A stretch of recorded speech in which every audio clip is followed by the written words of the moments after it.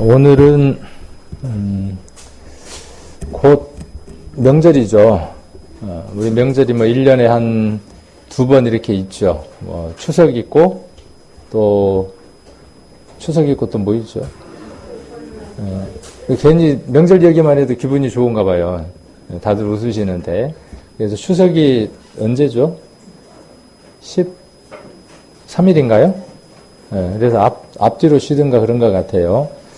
그래서 이제 추석이나 또 설날을 앞두면 우리 그리스도인들에게는 온 가족이 다 구원을 받았다면 가족들이 함께 또 감사의 예배를 드리는 시간들로 이어지지만 또 그러지 못한 그 가정들 또 혹은 이 시댁이라든지 또 친척 집을 이렇게 방문을 하게 될 경우에 우리의 믿음과 같지 않는 그 모습들 속에서 또 우리가 어떻게 해야 하는지 이런 부분에 대한 내용들을 우리가 또 잘 알지 못해서 또 우리가 그들에게 또 영광스러운 모습을 드러내 보이지 못하는 경우도 있겠다 싶어서 오늘 하고 또 다음 주 하고 이렇게 한번 거기에 관계된 말씀을 한번 준비를 해봤습니다.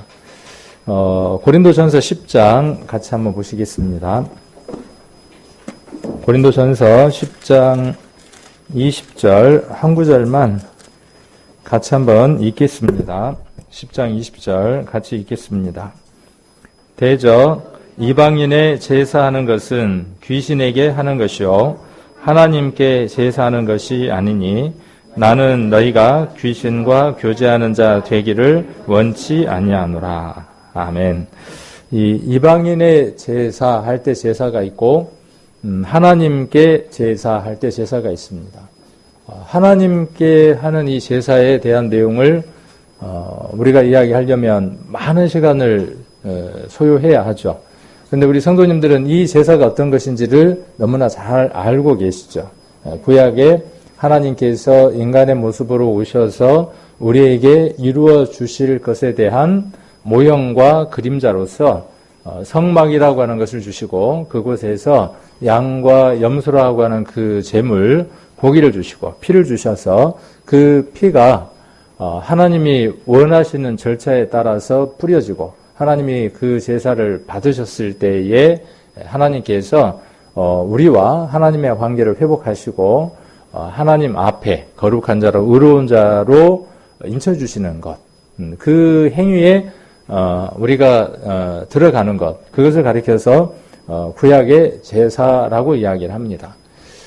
그리고 이제 또 하나 이 제사가 있는 거죠. 그 제사는 어떤 것이냐 하면 이 하나님께 드리는 제사가 있고 성경에 기록되어 있는 하나님이 원하시는, 하나님이 정해 놓으신, 하나님이 기쁘시게 받으시는 제사가 있고 제사의 맨 처음에 제사를 한번 우리가 성경에서 찾아본다면 무엇을 한번 찾아서 이야기해 볼 수 있을까요?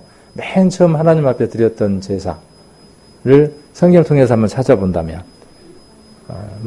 여러 가지 것들을 우리가 한번 찾아볼 수 있을 겁니다. 출애굽기에 나와 있는 그 성막을 통한 제사 이전에 우리 창세기에 기록되어 있는 제사들을 한번 찾아볼 수 있겠죠. 뭐가 있을까요? 아벨의 제사가 있을 것이고요. 그 다음에 또 후에 또 어떤 제사가 있을까요? 아브람 이전에 또 누가 있었을까요? 노아. 그렇죠. 노아가 우리 지난번 창세기 8장에 보면은 단을 쌓고 하나님 앞에 번제를 드렸던 내용이 나오죠. 그래서 이런 제사들이죠. 근데 그 제사와 이 이방인의 제사를 지금 고린도전서는 비교하면서 이야기를 하고 있습니다. 그래서 오늘 우리는 하나님께 제사하는 것, 이것에 대해서는 비교적 잘 알고 있는데 반면에 그러면 이방인들이 하는 제사 안에 어떤 흐름들이 있는지, 그리고 성경은 이것에 대해서 어떻게 이야기를 하고 있는지를 한번 자료들을 통해서, 성경들을 통해서 흡족하지는 못하지만 한번 언급해 볼 수 있는 시간들이 돼서 오늘 이 예배 이후에 해별 교제를 할 때도 우리가 명절 때 어떻게 하면 가족들에게, 믿지 않는 사람들에게 은혜를 드러낼 수 있을까 하는 교제들을 한번 해보신다면 유익하겠다 싶습니다. 그래서 이방인의 제사는 여기 정의를 내려두었죠. 답을 정확하게 내려두었습니다. 그래서 노란색으로 표시된 것만 우리가 읽어도 오늘 제가 우리 성도님들에게 무엇을 전달하려고 하는지 명확하게 아실 수 있을 겁니다. 그래서 이방인의 제사. 이방인이라는 것은 구약시대 때에는 유대인을 제외한 나머지 민족들을 이방인이라고 이야기할 것이고요. 이 고린도 교회에 편지를 썼을 당시를 두고 이야기한다면 구원함을 받은 형제 자매를 하나님의 자녀들이라고 표현을 한다면 구원함을 받지 못한 나머지의 사람들을 이방인으로 이야기하고 있습니다. 그래서 지금 고린도전서에서 이야기하고 있는 이 이방인들은 유대인들과 구별되는 다른 민족들을 이야기하는 것이라기보다는 구원함을 받은 우리와 구원함을 받지 못한 그 사람 사이의 구분으로서 이방인의 제사라고 한번 생각을 해보면 될 겁니다. 자, 그래서 이방인의 제사는 대상이 누구라는 겁니까? 하나님에게 제사하는 것은 대상이 누구고요? 하나님이에요. 그럼 이방인의 제사는 그 대상이 누굽니까? 여기 명확하게 그 대상이 누구라고 밝혀두고 있느냐 하면 귀신이라고 밝혀두고 있습니다. 그리고 이방인의 제사에 참여하는 것을 바울은 어떻게 경고하고 있냐 하면 귀신과 교제하는 것이다. 그래서 하나님과 귀신을 겸하여 섬길 수 없다. 그렇게 바울은 선언하고 있는 겁니다. 그래서 우리가 하나님을 선택하든지 아니면 이방 풍습을 따라서 귀신을 섬기는 그 모습을 그 삶을 선택하든지 둘 중에 하나를 선택해야 한다고 말하는 것이고 하나님을 선택하고 하나님과 교제하는 사람은 이 이방의 제사, 귀신에게 하는 것, 귀신과 교제하는 이 일에 주의를 해야 할 필요가 있다는 것이죠. 네. 자, 그래서 한번 살펴보시면 이방인의 제사에 대한 내용들은 정리를 먼저 해두고 오늘은 쭉 내용들을 살펴보려고 합니다. 끝에 가서 정리를 하는 것보다는 서두에 무엇을 이야기하려고 하는지를 먼저 이야기를 해드리려고 합니다. 그래서 이방인의 제사는 귀신의 가르침을 따르고 있다는 겁니다. 디모데 전서 4장을 한번 보겠습니다. 디모데 전서 4장 1절입니다.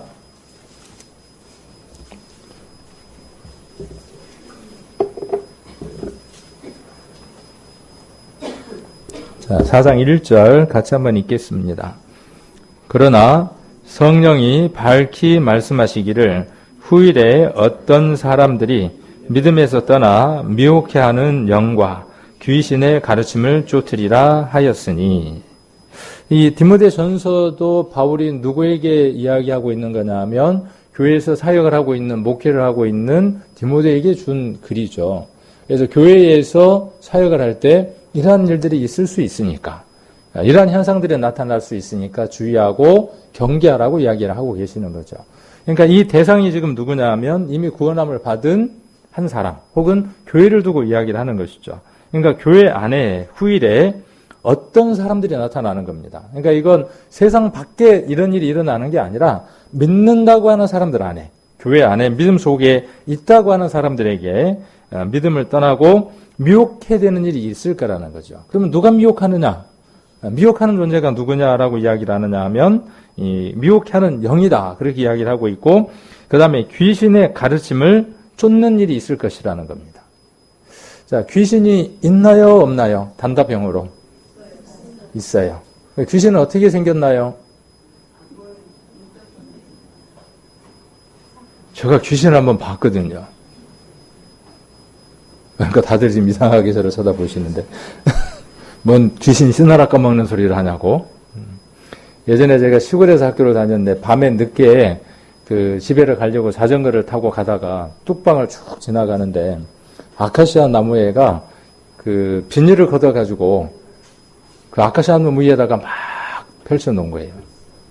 근데 자전거 불빛이 희미하니까 거기를 쭉 페달을 밟고 가는데 바람이 살짝 부니까요. 그 아카시아 나무나 이렇게 덤불 위에 있던 비닐이 샥 흔들리면서요. 그 전설의 고향에 보는 것처럼 머리를 휘날리면서 쫓아오더라고요. 그래서 걸음만 날살려라가 아니라 자전거야 날살려라 그러고 달렸는데 다음날 아침에 학교로 가면서 보니까는 비닐이야. 그날 나는 분명 뭘 봤어요? 귀신을 봤어. 귀신 봤대. 아니에요. 예. 귀신은 영이에요, 영.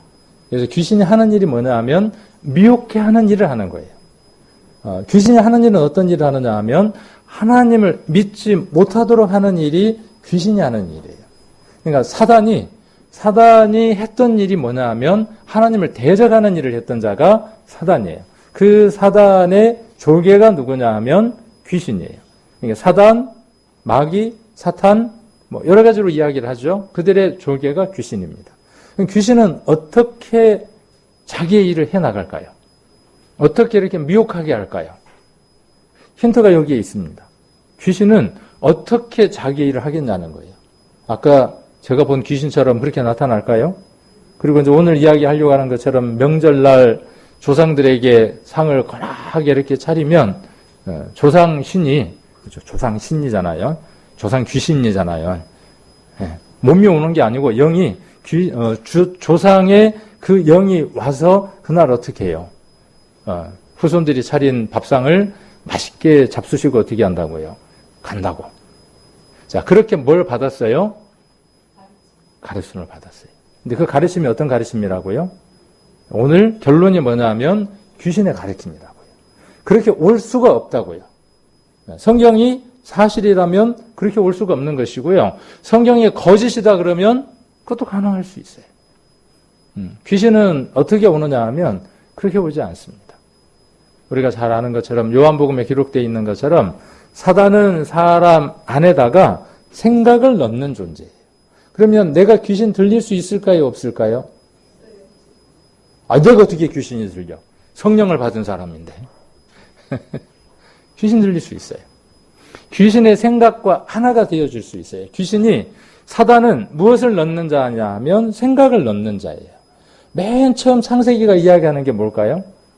창세기에서 이야기하는 내용이 무엇이냐 하면 하나님의 사람으로 지음받은 사람에게 자기의 생각을 넣는 일을 했던 존재가 사단이에요. 그렇게 해서 무엇을 이루려고요?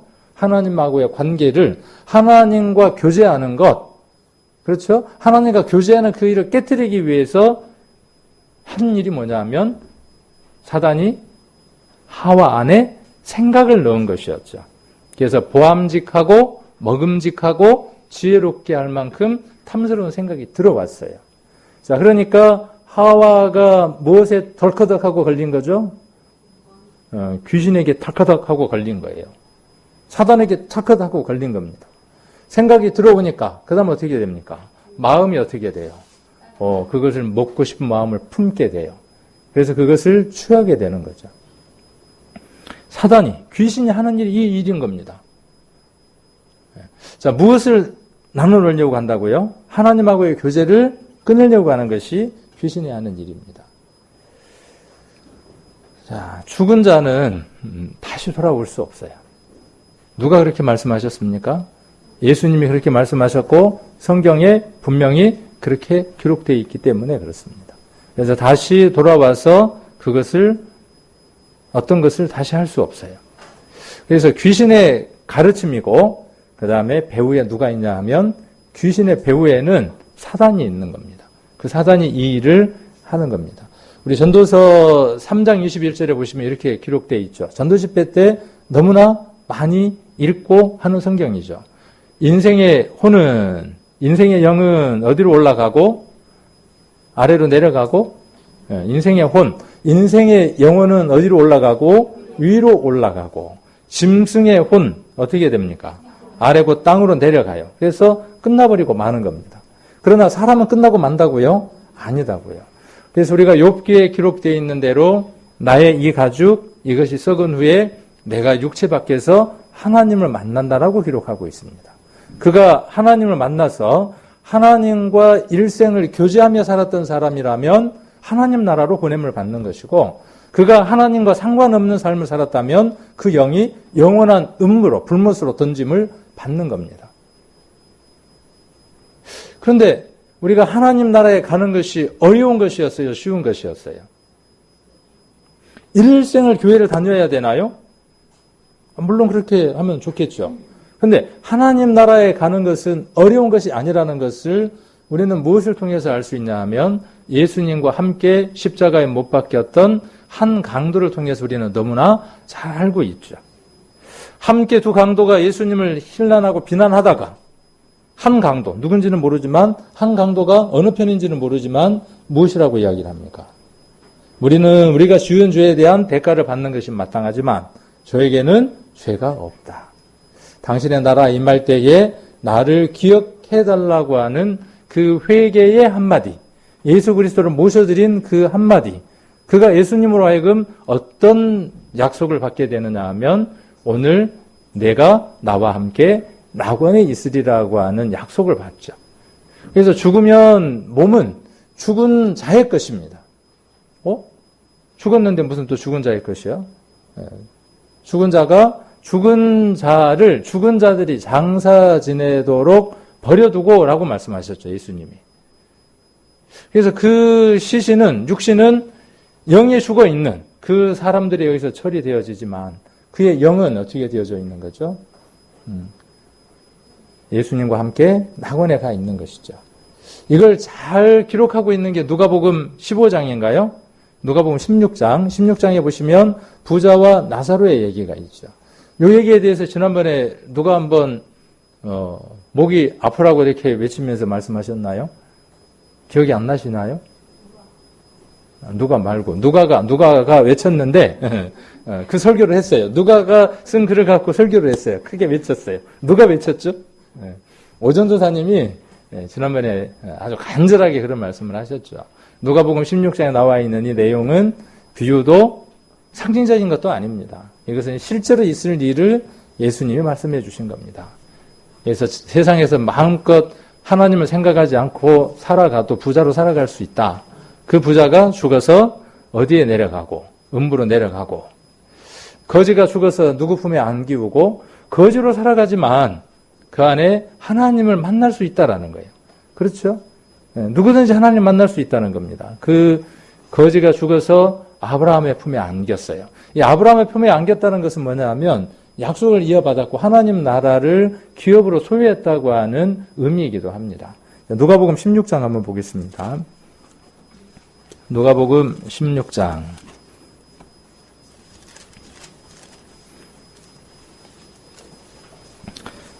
많이 보셨던 말씀이니까. 자, 27절. 16장 27절. 16장 22절입니다. 22절. 이에 그 거지가 죽어 천사들에게 받들려 아브라함의 품에 들어가고 부자도 죽어 장사되매 저가 음부에서 고통 중에 눈을 들어 멀리 아브라함과 그의 품에 있는 나사로를 보고. 자, 이 아브라함도 살아있는 자라는 뜻입니다. 누가복음 16장입니다. 그러니까 아브라함이라고 하는 이 인물도 실존 인물이고 실제로 그가 지금도 살아있다라고 예수님 말씀하고 계시는 거고 유대인들도 그렇게 믿고 있는 겁니다. 그러니까 거지가 죽었지만 그가 죽지 않고 어떻게 살아간다는 것입니까? 아까 한편에 있었던 강도가 낙원에서 영원히 살아가는 것처럼 그 하나님 세계에서 살아가는 것처럼 이 거지도 어떻게 되어졌다는 것을 이야기하는 것이죠. 아브라함 품에 안겼다는 것은 영원히 살아갈 수 있는 삶을 얻었다는 것이죠. 여기 천사가 받들어 그랬죠. 천사가 우리보다 높나요? 천사는 부리는 영으로 우리에게 주셨다라고 히브리서에 기록되어 있습니다. 자, 그리고 저가 음부에서, 이 저는 누굽니까? 부자를 얘기하는 거죠. 부자가 죽어서 음부에서 고통 중에 눈을 들어 멀리 아브라함과 그의 품에 있는 나사로를 보고 그랬어요. 그래서 음부에 있는 사람들 눈에는 확연하게 무엇이 보이느냐 하면 아브라함도 보이고 아브라함 품에 안겨져 있는 사람들도 보입니다. 이것을 우리가 한번 우리 표현으로 한번 바꿔본다면 지옥에서는 어디가 보이느냐 하면 천국이 보이는 겁니다. 자, 그리고 이렇게 이야기를 합니다.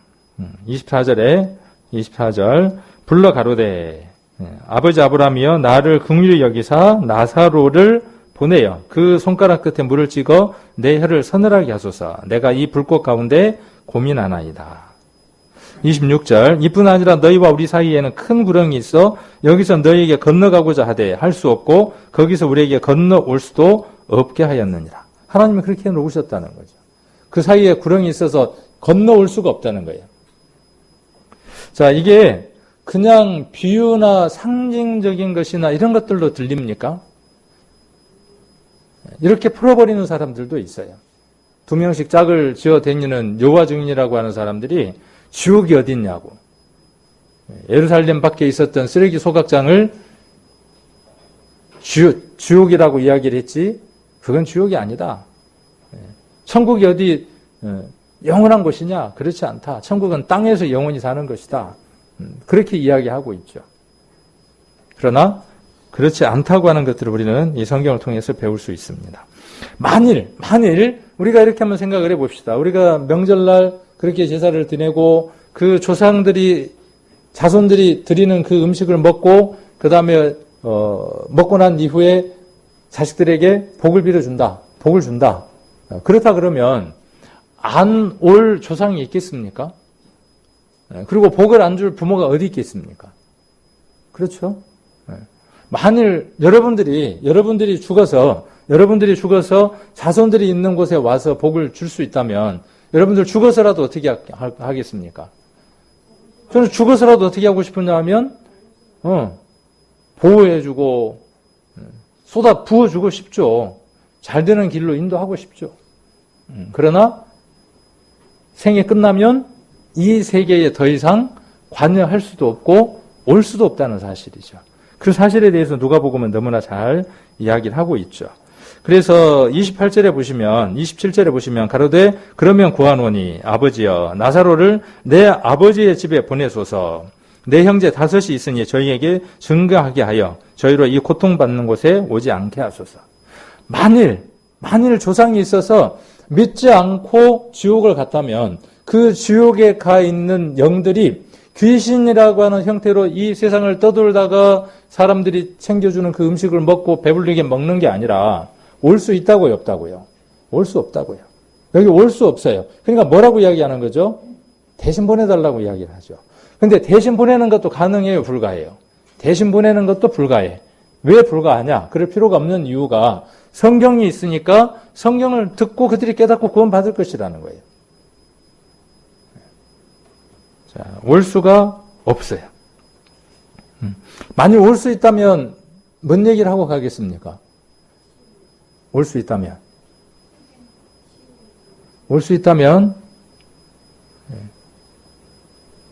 복 받아야 돼, 잘 살아야 돼, 부자 돼야 돼, 안 아프고 건강하게 잘 살아야 돼, 그 이야기를 하고 가겠어요? 올 수 있다면. 만일 이 부자에게 단 한 번의 기회가 주어진다. 다시 세상으로 돌아왔다가 하루만이라도 있다가 다시 돌아갈 수 있는 기회가 주어진다면 이 사람이 있을 수도 없는 일이지만 어떤 걸 제일 먼저 하겠습니까? 그 얘기예요. 지금 그 말씀을 하고 계시는 겁니다. 무엇을 이야기하고 가겠다는 거예요? 이 고통받는 곳에 너희는 오지 말아라라는 얘기를 한다는 거죠. 자, 이것이 성경이 말하는 진리예요. 말씀하고 계시는 진리입니다. 그러나 귀신은 뭐라고 가르치는 것이죠? 귀신의 가르침은 성경의 가르침과 다르다는 것입니다.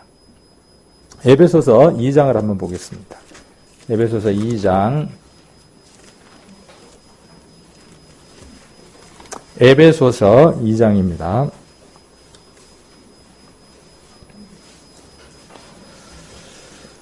(2장) 1절부터 조금 제가 읽겠습니다. 너희의 허물과 죄로 죽었던 너희를 살리셨도다. 이걸 믿는 게 구원이죠. 이게 믿는 게 복음이죠. 에베소서 2장 1절입니다. 허물과 죄로 죽었어요. 언제 죽었습니까? 내가 죽었다는 걸 자각하지도 못하고 인지하지도 못했어요. 그런데 내가 원치도 않았던 그때 하나님이 우리를 긍휼히 여기셔서 그 일을 이루어 놓으시고 죽으셨다는 사실을 발견했어요. 그리고 그가 우리를 위해서 새로운 사람으로 하나님 나라에 적합한 자로 살리셨다는 사실을 또한 깨달았죠. 자, 이게 복음입니다. 자, 그리고 2절, 그때는 언제입니까? 이 사실을 알기 전에, 그때, 그 말이죠. 그때에 너희가, 구원받기 전에 너희죠. 그 가운데에서 행하여. 구원받기 전에는 어떻게 했다는 겁니까? 세상 풍습을 쫓았다. 그 말이에요. 세상 사람들이 하는 방식대로 살아갔다. 그 말이에요.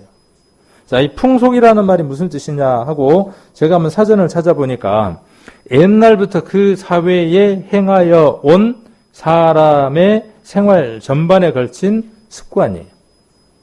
하나님이 부여해 주신 것이 아니고 사람들이 그냥 흐름대로 그냥 따라오면서 내려온 습관들이에요. 그것이 왜 그렇게 되어졌는지도 모르고 누가 했으니까? 우리 아버지가 했으니까. 그 다음 또 누가 했으니까? 우리 할아버지가 했으니까. 또 누가 했으니까? 그 할아버지가 했으니까. 근데 그게 무엇 때문에 왜 했는지를 모르고 그냥 하는 겁니다. 무엇이 그렇다고요? 이방인의 제사가 더욱 그러하다고요. 그래서 이 세상 풍습을 쫓고 그랬죠. 그 다음에 공중의 권세 잡은 자. 이 공중 권세 잡은 자가 누굽니까? 사단, 귀신을 이야기하는 거죠. 지금 불순종의 아들들 가운데에서 역사하는 영이라. 우리는 순종하는 자의 영을 가져서 순종으로 말미암아 하나님 나라를 약속받았습니다. 그런데 저 세상에 있는 이방인들 안에는 어떤 영이 들어있어요? 자, 그러니까 그들이 어떤 영이 들어있는 거예요? 사단의 영이 들렸으니까 귀신 들린 자죠. 그러니까 우리가 이렇게 표현할 수 있어요. 구원 하나님을 받지 못한 사람들이 어떤 사람들이에요? 귀신 들린 사람들이에요. 사단의 영에 이끌려서 살아가는 사람들이에요. 우리가 어떤 사람들이에요? 하나님의 영에 이끌려서 하는 사람들이에요. 거룩하게 하시는 영에 이끌림을 받아서 살아가는 영, 사람. 그래서 성도. 세상 사람들은 어떤 사람들? 불순종하는 자의 영을 받았으므로 그들 안에 어떤 영이 들어있어요? 악한 자의 영, 사단의 영이 들어있어서 그들의 삶을 보면 어떻습니까? 추하고 더럽고 악한 모습들로 살아가는 거죠. 자, 그래서 불순종의 아들들 가운데 역사하는 영이에요. 옛날에 우리가 이 영이 있었죠. 영 가운데 살아갔던 사람들이죠. 자, 가족에게 복음을 전하고 확인하는 기회로 이번 명절을 삼으셨으면 하는 마음에서 지금 이걸 준비를 했습니다, 오늘. 그래서 명절은 가족이 모이는 것을 목표로 하고, 혈족, 피를 나눈 가족들 간에 유대를 강화하기 위해서 명절이 있죠. 그렇죠. 그래서 1년에 2번, 한만 먼 데로 나갔더라도 그날만큼은 피를 나눈 가족들이 어떻게 하려고 합니까? 모이기를 애쓰는 거죠. 여기까지는 참 좋죠. 그 다음에 나의 생의 근원처인 부모, 또 부모 위의 조상들을 깊이 성찰하는 거죠. 저는 이게 굉장히 중요하다고 생각을 합니다. 이 두 가지가.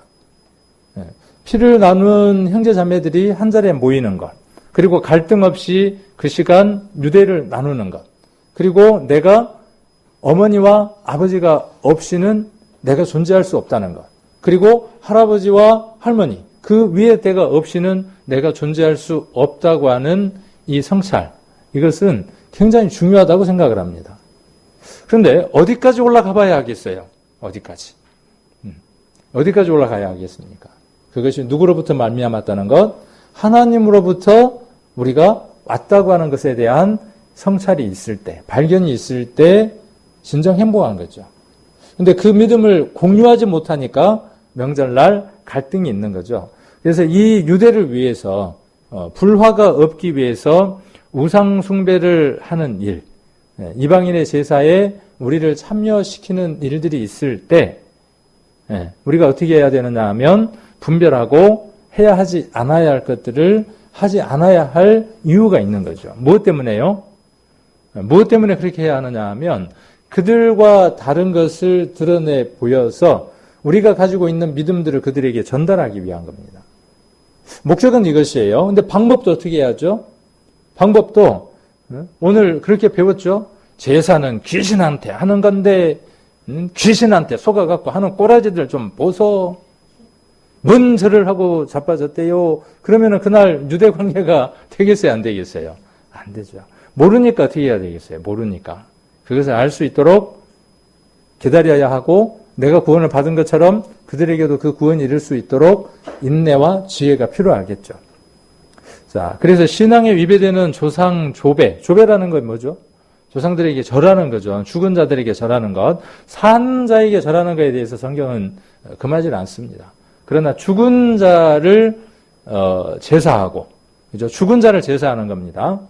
그리고 없는 신을 있다고 가정하고 섬기는 것. 그게 우상이잖아요. 그것에 절하는 것에 대해서 성경은 귀신에게 속은 것이고 귀신과 교제하는 것이다 라고 말하는 겁니다. 죽은 자가 와서 복을 줄 수 있다 그러면 제사를 지내야죠. 근데 죽은 자가 와서 복을 줄 수 없는데 하는 것이죠. 그래서 그렇게 죽은 자에게 절하게 하는 것에 대해서 거부할 필요가 있는데 이 거부에 대해서 여러분들이 어떻게 할 것인가? 어떤 모습으로 이것들을 드러내서 그 명절 기간 동안에 은혜를 드러낼 것인가? 그래서 참된 그리스도인의 모습을 실천하고 가족들이 예수의 혈족이 되도록 예수님의 피를 받을 수 있도록 힘쓰는 그런 명절이 돼야 하겠죠. 그래서 이번 명절 때 그들의 마음을 얻을 수 없으면 다음 설날 때, 다음 설 때 그 마음을 얻을 수 없으면 그 다음 명절 때. 저는 한 가지 좀 아쉬운 면이 이런 면이 있어요. 외가하고는 굉장히 가까웠어요. 어머니가 외가 쪽으로 저희를 공부를 시키러 많이 보냈기 때문에 외가하고는 가까워서 외가 쪽에는 복음을 비교적 많이 전했어요. 아무래도 가까우니까 어때요? 더 애절하고 더 간절하고 또 더 소통이 되니까 복음 전하기가 용이하죠. 그런데 저희 집이 저희 그 아버지 친가가 방죽이거든요. 지금도 이제 그 작은 집이든 우리 여기 당숙도 계시고 이렇게 이제 살아가시는데 명절 때 발길이 없었어요. 저 같은 경우, 뭐 형님 같은 경우는 한 번씩 가고 하는데 저 같은 경우는 교회를 다녔기 때문이 아니고 그 외탁 때문에 거의 아버지 쪽에 이렇게 친가에 가는 일들이 비교적 없었던 것 같아요. 그래서 길에서 만나면 뭐 우리 그 친족인지도 모를 정도로 그렇게 지금 자라왔거든요. 근데 그 면이 잘못된 면이다라는 생각들을 한번 가져보는 겁니다. 그래서 명절이든 또 이런 중요한 모임들이 있을 때 가서 만나서 서로 교류를 나누고 그리고 혈족인 것을 우리가 확인하고 그런 유대 관계를 가져서 복음을 전할 수 있는 기회로 삼아야 하겠죠. 옆집에 있는 전혀 낯도 모르는 사람에게 띵동하고 문을 열어서 호박전을 붙여가지고 드세요 하고 드리고 복음을 전하는데 전혀 낯도 모르는 사람들에게 복음을 전하겠다고 커피를 타서 들고 다니기도 하고 그렇게 애를 쓰잖아요. 그런데 우리 친족들에게 우리가 복음을 전하는 그 일들, 가족들에게 복음을 전하는 일들에 우리가 명절 때 기회로 삼는 것은 참 필요하겠다라는 생각이 듭니다. 근데 제가 이제 이렇게 말씀을 드리지만 저도 실천하는 것들이 쉽지가 않더라고요. 왜냐하면 자주 갔던 것들은 그냥 자주 가지는 거예요, 발길이. 그런데 안 갔던 그 발길을 다시 만들어서 그 발길을 유지하는 것들이 쉬운 일은 아니라는 것이죠. 그래서 저 같은 경우는 이제 그런 생각을 해보는 거예요. 명절날 이렇게 교회 일하고 많이 겹치니까 명절 전에 앞뒤로 해서 찾아가 보는 거죠. 그 유대 관계를 갖는 거죠. 여러 가지 방법들이 있을 겁니다. 우리가 그리스도인이지만 그 그리스도인이라고 하는 것 때문에 욕을 먹는 게 아니라 이 유대 관계에 참여하지 않는 그것 때문에 우리가 혹시 비난을 당한다면 지혜가 필요하지 않을까라는 생각들을 한번 가져봅니다. 그래서 명절 때 이런 부분에 대한 것들을 한번 잘 전달해 볼 수 있는 기회로 한번 삼으셨으면 좋겠고, 그래서 오늘 이 고린도전서로 다시 한번 돌아가 봅니다. 고린도전서로 돌아가 보시면 이 고린도 교회에 나와 있는 여러 가지 상황들은 지금 교회들 안에 있는 여러 가지 상황들을 잘 대변해주고 있습니다. 그래서 고린도전서 아까 10장 20절을 보시면 성경이 계속 연결되어져 있어요. 고린도전서 10장 20절입니다. 이 성경 한 구절 하나에서만 끝나고 있는 게 아니라 바울은 이 얘기를 하기 이전에 다른 얘기들 앞에서부터 계속 이야기를 지금 진행해 오고 있는 겁니다. 그래서 10장 어디를 한번 보느냐 하면 10장 7절을 먼저 한번 봅니다. 자, 18절을 먼저 한번 봅니다. 앞으로 조금 넘어가서 보면, 자, 육신을 따라 난 이스라엘을 보라. 제물을 먹는 자들이 제단에 참여하는 자들이 아니냐. 이렇게 이야기를 하죠. 그런즉 내가 무엇을 말하느뇨? 우상의 제물은 무엇이며 우상은 무엇이라 하느뇨? 이렇게 이야기하면서 아까 그 말씀이 기록되어 있는 겁니다. 이스라엘이 하나님을 섬기는 그 일에 하나님의 제사에도 참여되었고 그 참여하면서 제물들을 먹기도 했습니다. 그러나 또한 그들이 어떠한 일들을 했느냐 하면 우상을 섬기고 그 우상에게 절하고 그 우상에게 바쳤던 음식을 그들이 먹기도 했습니다. 그 일로 말미암아 하나님께서 어떻게 하시느냐 하면 이스라엘에게 진노하시죠.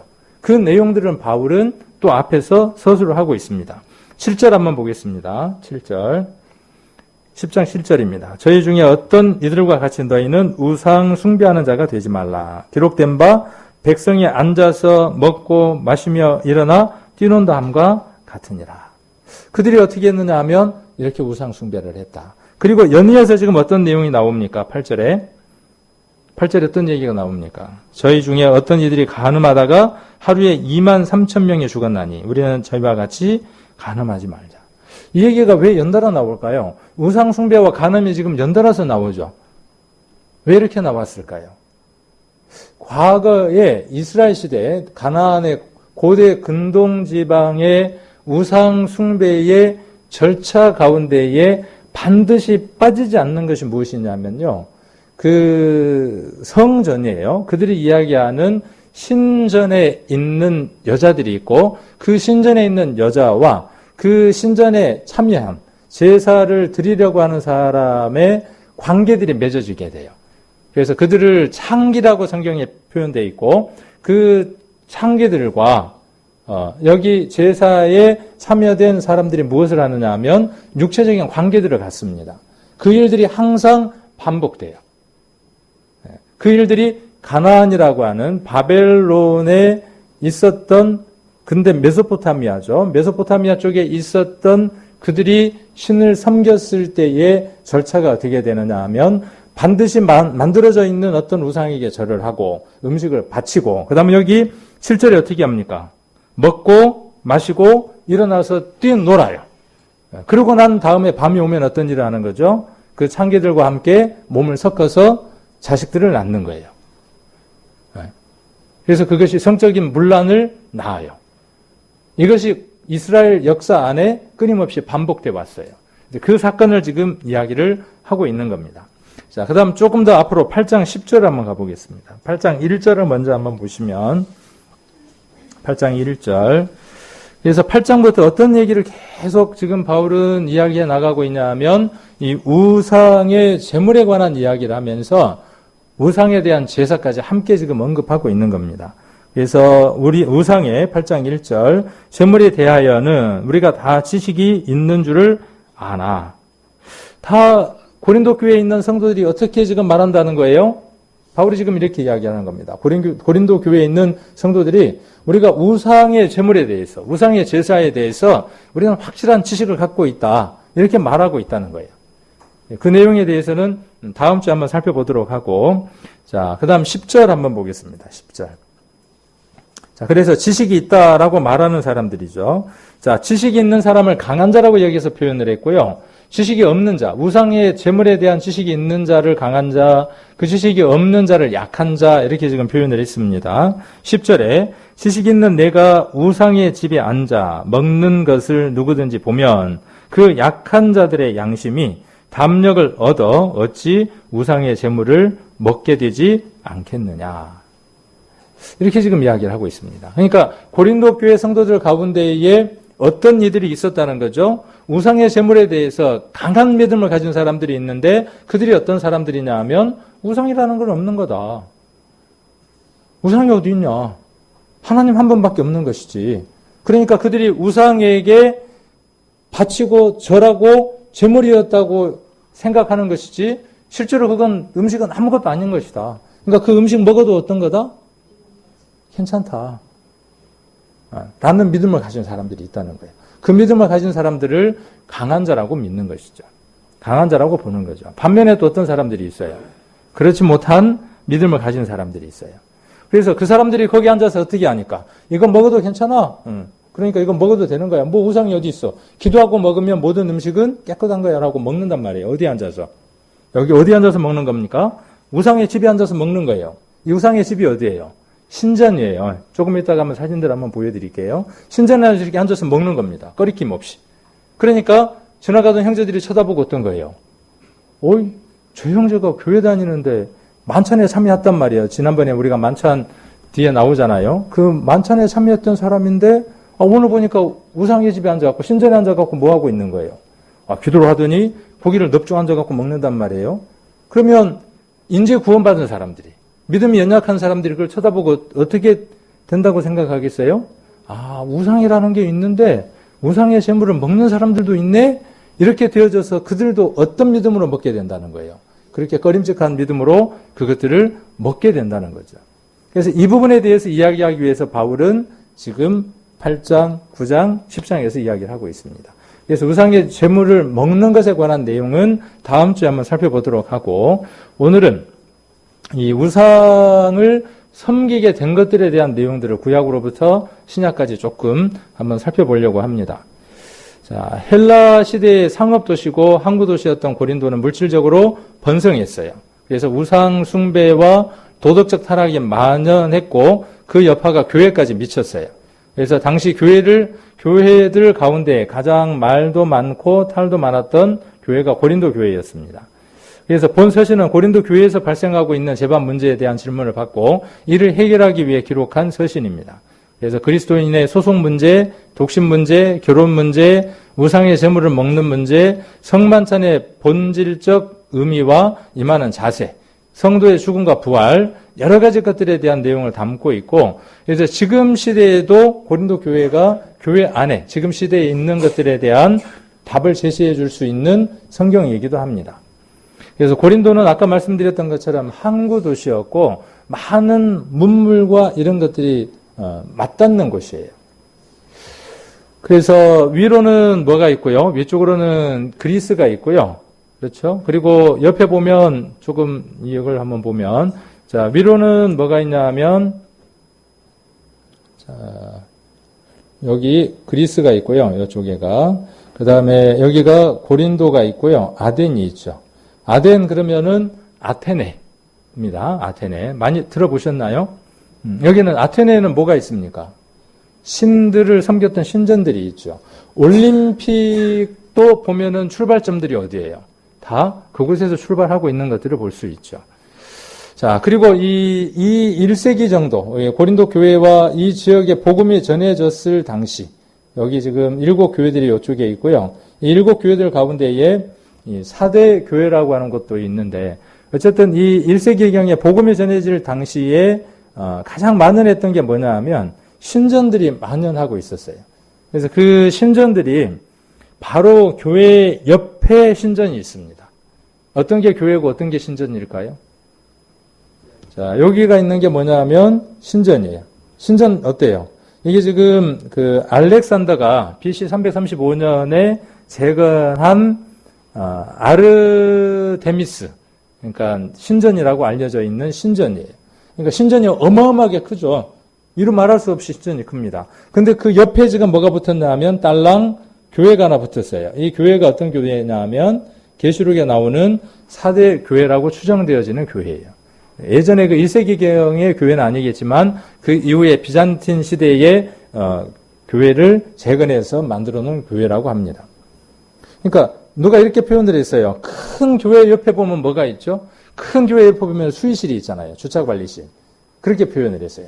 신전 옆에 붙은 교회를 가리켜서 마치 큰 건물 옆에 붙은 매미처럼 이렇게 표현을 했습니다. 그래서 여기가 지금 교회예요. 그러니까 교회 세력이 어떻다는 거죠? 미약하고 약한 거 볼 수 있죠.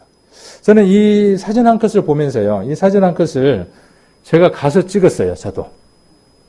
저도 여기를 한번 가봤어요. 가서 한번 사진을 찍었었는데, 그리고 이제 요게 지금 뭐냐면은 그 교회 모습을 이렇게 이제 그 확대를 해 놓은 거죠. 그래서, 이 4대 교회 모습이에요. 교회가 아주 조그만해요, 교회는.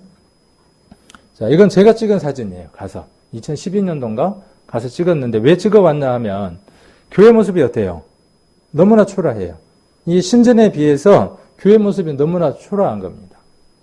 지금 시대도 그렇죠. 지금 시대도 하나님을 믿지 않고 우상을 숭배하거나 복을 준다고 하는 그쪽이 훨씬 더 세가 강하고 성경에 나와 있는 진리와 참 믿음을 가진 세력은 미약한 걸 볼 수 있습니다. 어느 시대나 이것은 같은 것 같아요. 그렇죠. 그래서 증거로 갔다 왔다는 증거로 이렇게 한 컷을 남겼습니다. 왜 웃으시나요?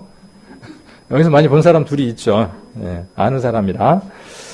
자, 그래서 신에게 드리는 제사의 유래를 한번 살펴보자는 거죠. 왜 이방인이 제사하는 그것이 귀신에게 하는 것이고 귀신과 교제하는 것인가를 한번 살펴보기 위해서 관습 속에 우리가 알지 못하는 것들이 어떻게 들어있는가를 한번 살펴보려고 합니다. 자, 보니까 이것들이 신이에요.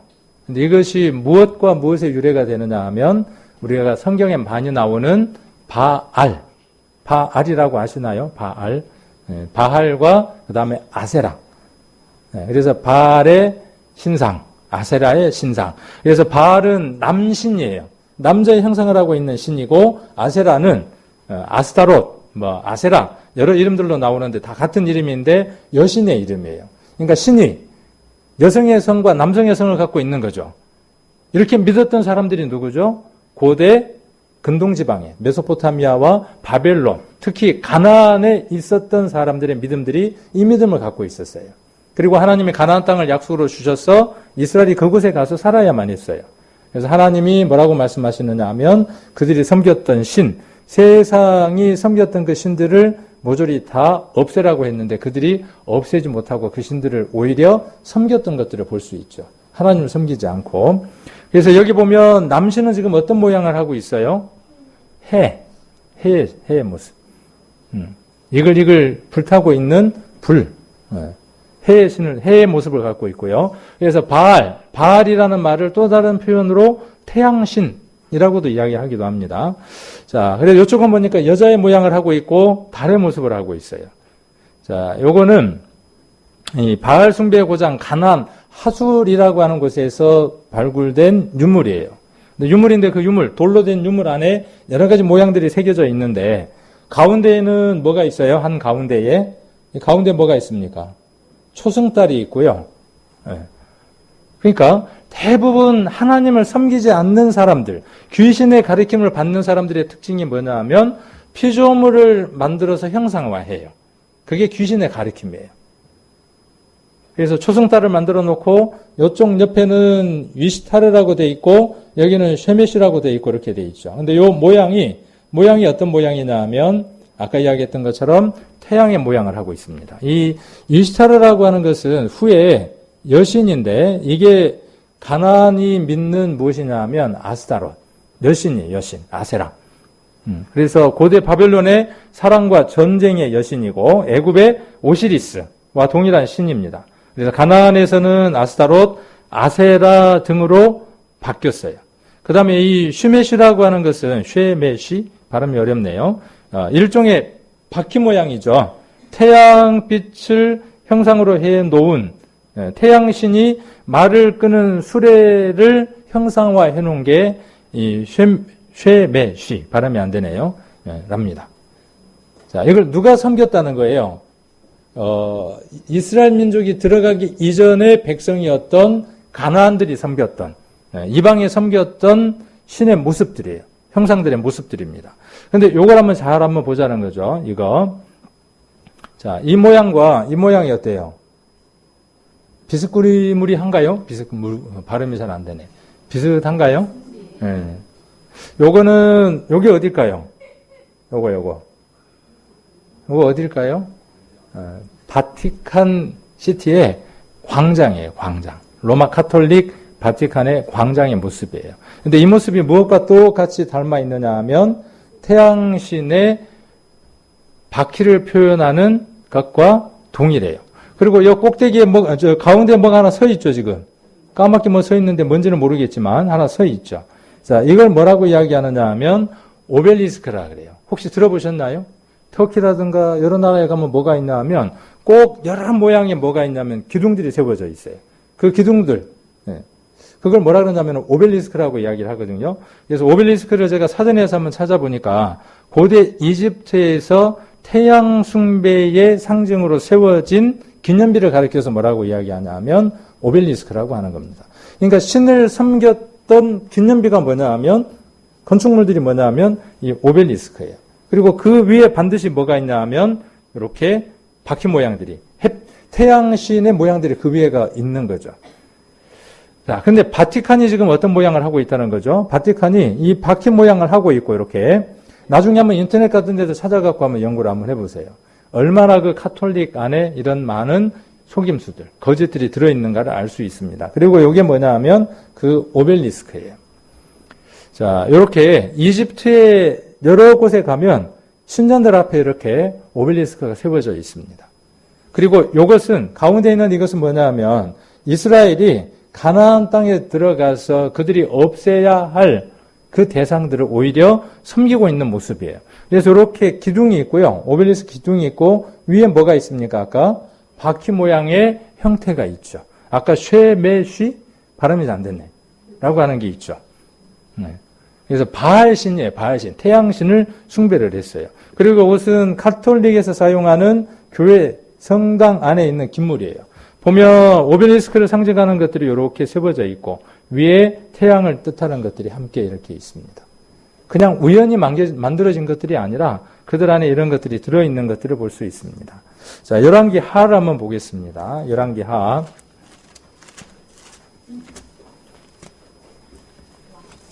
열왕기 하 23장. 이게 우리가 지금 이야기하는 성경과 상관이 없는 게 아니라 우리가 보는 성경 시대에 이 일들이 있었던 것들을 우리가 한번 살펴보고자 하는 겁니다. 23장 5절 한번 봅니다. 옛적에 유다 왕들이 세워서 유다 모든 고을과 예루살렘 사면 산당에서 분향하며 우상을 섬기게 한 제사장들을 펴하며 또 바알과, 그렇죠, 바알과 해와 달과 12궁성과 하늘의 모든 별에게 분향하는 자들을 펴하고, 열왕기 하 23장 6절 또 여호와의 전에서 아세라상이라고 나오죠. 아까 우리가 맨 처음에 봤던 그 그림을 기억하시면 되겠죠. 상을 내어 예루살렘 바깥 기드론 시내로 가져다가 거기서 불사르고 빻아서 가루를 만들어 그 가루를 평민의 묘지에 뿌리고 또 여호와의 전 가운데에 미동의 집을 헐었으니, 이 미동이 말하는 것은 무엇이냐면요. 미동이 뭘까요? 미동. 잘생긴 남자를 이야기하는 거죠. 남신에 해당하는 존재예요. 아까 여자 창기가 아세라에 관계된 것이라 그러면, 여신에 관계된 것이라 그러면 미동은 바알에 해당하는 것이죠. 그래서 미동의 집을 헐었으니 그곳은 여인이 아세라를 위하여 휘장을 짜는 처소이었더라. 이렇게 이야기를 하고 있고요. 10절 한번 봅니다. 자, 왕이. 근데 이 모든 것들을 싹 제거해버린 왕이 있는 거죠. 그 왕이 누굽니까? 그 왕이 누구죠? 지금 요즘 이야기하고 있는 왕이 누구에 대해서 이야기를 하고 있는 거예요? 요시야 왕에 대해서 이야기를 하는 거죠. 10절에 왕이 또 흰놈의 아들 골짜기 도벳을 더럽게 하여 사람으로 몰록이 나옵니다. 몰록 혹은 또 몰렉이라고 되어 있기도 합니다. 자, 이것도 뭐예요? 자, 암몬의 신이에요. 밀곰이라고 되어 있기도 하고 여러 가지 이름들로 나오기도 합니다. 그래서 여기는 불 가운데로 뛰어다니게 하고 자식을 제물로 바치는 인신 제사를 지내는 신의 이름이기도 해요. 드리기 위하여 그 자녀를 불로 지나가게 하지 못하게 하고, 또 유다 열 왕이 태양을 위하여 드린 말들을 제하여 버렸으니 이 말들은 여호와의 전으로 들어가는 곳에 근처 시종 나단멜렉의 집 곁에 있었던 것이며, 또 태양 수레를 불사르고. 자, 이때 이미 무엇이 있었다는 거예요? 이때 이스라엘 가운데에, 아까 우리가 고린도전서를 잠깐 살펴보았잖아요. 그들이 어떻게 했다고요? 백성들이 우상을 섬기고 먹고 마시고 뛰어놀았다 그랬잖아요. 어디 앞에서요? 이런 것들 앞에서 뛰어놀았다고요. 근데 이것들이 지금도 역사 속에 없어지지 않고 그대로 존재하고 있다고, 흘러내려오고 있다고요. 그 흐름들이 누구의 가르침이니? 귀신의 가리킴이, 사단의 가리킴이 그대로 내려오고 있다고요. 자, 이것은 가나안 하솔에서 나온 유물이에요. 이것도요. 아까 그 돌덩이 하나도 하솔에서 나온 것이고 이것도 똑같이 하솔에서 나온 것인데 태양 모양의 둥근 빵을 두 손으로 태양에게 바치는 모습이에요. 그러니까 뭘 섬겼다는 거예요? 태양, 불. 이 불을 숭배하는 종교를 가리켜서 배화교라고 한다네요. 중국에서는. 배화교, 불을 숭배하는 거예요. 불. 어떤 불이든. 밝은 불이든 어두운 불이든 불을 숭배하는 거죠. 이집트도 마찬가지예요. 태양에게 두 손을 들어서 둥근 빵을 바치고 있는 모습을 그려놓고 있는 거예요. 어느 시대에? 그 먼 시대에 이렇게 했다는 것이죠. 자, 옆에 있는 게 뭐냐면 바알에게 바알 신들이 바알을 섬겼을 때의 모습들이에요. 형상들이에요. 이쪽 옆에 있는 것들이. 아까 그 태양의 수레바퀴하고 같죠. 그래서 아까 11개 하에서도 어떻게 했다고요? 아까 태양의 수레를 불살랐다고요. 아까 오벨리스크 위에 뭐가 있었다고요? 태양의 수레 모양이 있었고 그것들을 이스라엘이 어떻게 했다고요? 숭배하고 거기서 먹고 마시고 뛰어놀고 그 위에 어떻게 했다고요? 간음하는 일들을 했다고요. 그것을 무엇의 이름으로? 깨끗해지고 성스러워진다는 이름들로 그 행위를 행했다고요. 그런데 이것은 어디의 모습이냐면요. 로마 카톨릭의 관습의 모습이에요. 세상 풍습의 모습이에요, 지금요. 자, 그런데 카톨릭의 모습이 어때요? 유사해요. 이렇게 오벨리스크 위에 불이 하나 있어요. 그래서 반드시 뭘 하느냐 하면 촛불을 켜놓고 합니다. 불을 켜놓고. 그러니까 배화교, 불을 숭배하는 사상이 세상 모든 종교 속에, 세상 모든 우상 속에 배어져 있다고요. 그러니까 하나님께 드리는 제사와 사단이 만들어 오는 제사가 확연하게 구별되어지는 것들이죠. 하나님의 제사는 어디로 마침표가 됩니까? 하나님의 제사는 우리를 산 제물로 해서 우리의 삶을 하나님께 드리는 영적 예배로 이어지지만 사단들은 어떻게 합니까? 이것을 보여지는 것으로 미혹하고 있다는 거죠. 자, 이게 뭐냐면 아까 이야기했던 몰렉이에요. 몰렉 신. 자, 신명기 18장 한번 보겠습니다. 신명기 18장.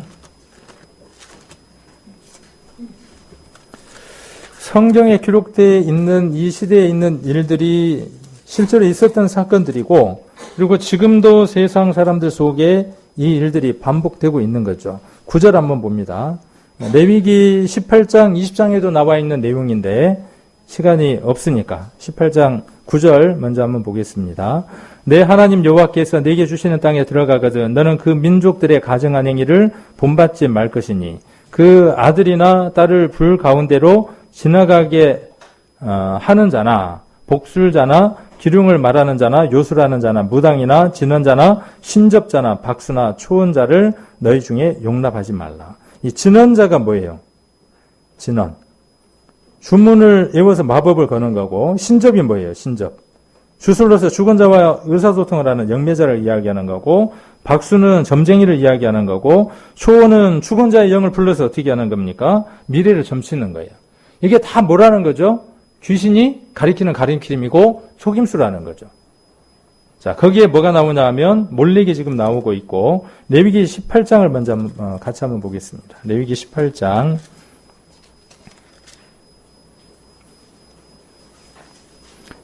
레위기 18장 21절. 자, 21절 같이 한번 읽겠습니다. 레위기 18장 21절. 너는 결단코 자녀를 몰렉에게 주어 불로 통각해 말아서 내 하나님의 이름을 욕되게 하지 말라. 나는 여호와니라. 이것이 이스라엘 당시의 이방 제사의 모습이었어요. 그럼 지금 시대에는요? 지금 시대도 그와 유사한 방법으로 사단은 어떻게 하고 있다고요? 우리를 미혹하고 있고 유혹하고 있다고요. 같은 방법들로. 자, 여기 보니까 지금도 어때요? 어느 부족들은 이렇게 불 사이를 뛰어다녀요. 그러니까 불을 어떻게 하는 거죠? 숭배하는 사상이에요. 네. 자, 그리고 힌두교죠. 힌두교의 촛불 숭배 의식. 네. 촛불에 기도하고 기원하는 거죠. 아까 레위기를 찾았으니까 시편도 한번 찾아보게요. 시편 106편. 시편 106편.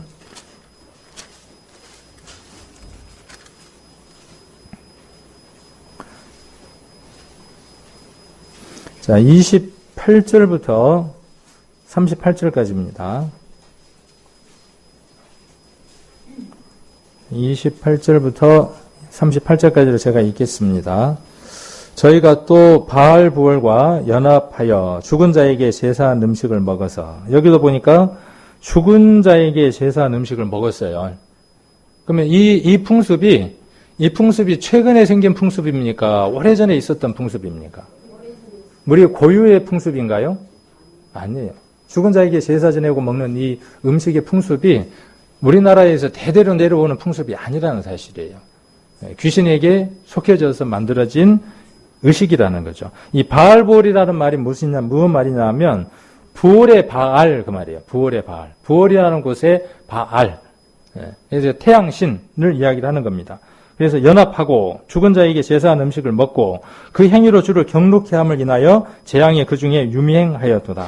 때에 비누아스가 일어나 처벌하니 이에 재앙이 그쳤도다. 이건 지금 민수기 25장을 이야기하고 있는 거니까요. 이따가 민수기 25장을 한번 찾아보십시오. 꼭 민수기 25장에 있었던 얘기를 시편에서 다시 한 번 더 지금 기억을 하고 있는 겁니다. 추억을 되뇌이면서 이런 일이 있었다라고 다시 한번 이스라엘이 말하고 있는 겁니다.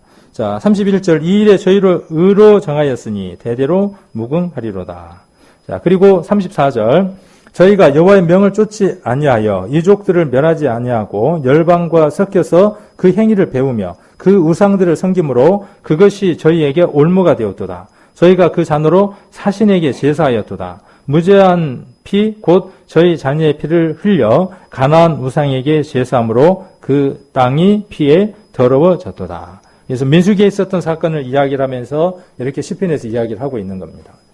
자, 여기도 보니까 뭘 하느냐 하면 태양신을 섬겼던 것처럼 불을 숭배했던 것처럼 모든 이방의 종파들을 보면 불이라고 하는 것들이 꼭 들어 있습니다. 그래서 이렇게 힌두교도 불을 가지고 있고 이것도 마찬가지입니다. 잘 한번 살펴봐 보세요. 뒤에 있는 모양새들 한번 보세요. 아까 무엇과 비슷해요? 아까 바알신 뒤에 있었던 그 태양의 모습과 유사해요. 그것이 약간 변형되어졌을 뿐이에요. 그래서 이글거리는 태양불이 인형 몸을 감싸고 있고 둥근 태양 형상이 인형 몸을 감싸고 있어요. 그래서 촛불은 이방 사람들이 숭배하는 것의 가장 기본이에요. 초는. 이 초라고 하는 게. 자, 샤머니즘도 마찬가지예요. 옛날에 이거 어른들 하셨나요? 안 하셨나요? 자식들 잘 되라고 장독에다가 뭘 갖다 떠다 놓고 정한석 떠다 놓고 촛불 켜고 어떻게 합니까? 엉덩이 뒤로 빼고 손을 비벼죠. 비벼. 자, 이런 행위들이 우리 조상 대대로 내려온 것 같지만 실은 그 안에 누구의 가리킴이라는 것이에요. 사단이 그 영 안에 들어와서 그 가리킴으로 내려오고 있다는 거예요. 자, 그리고 이것도 마찬가지입니다. 무당들의 제당 모습인데 촛불은 반드시 켜야 돼요. 촛불은. 초가 없는 것이 없습니다. 자, 그리고 이것은 불교 제사상이에요. 유교의 제사상이 있고 불교의 제사상이 있는데 불교 제사상에도 반드시 무엇? 초와 향이 빠지지 않는 거죠. 자, 이게 우연이겠냐는 거예요. 이런 것들이 우연히 만들어졌겠냐는 거예요. 자, 그리고 유교 제사상에도 뭐가 빠지지 않습니까? 이 초가 빠지지 않습니다. 향도 빠지지 않고요. 자, 그리고 카톨릭 제사상이네요.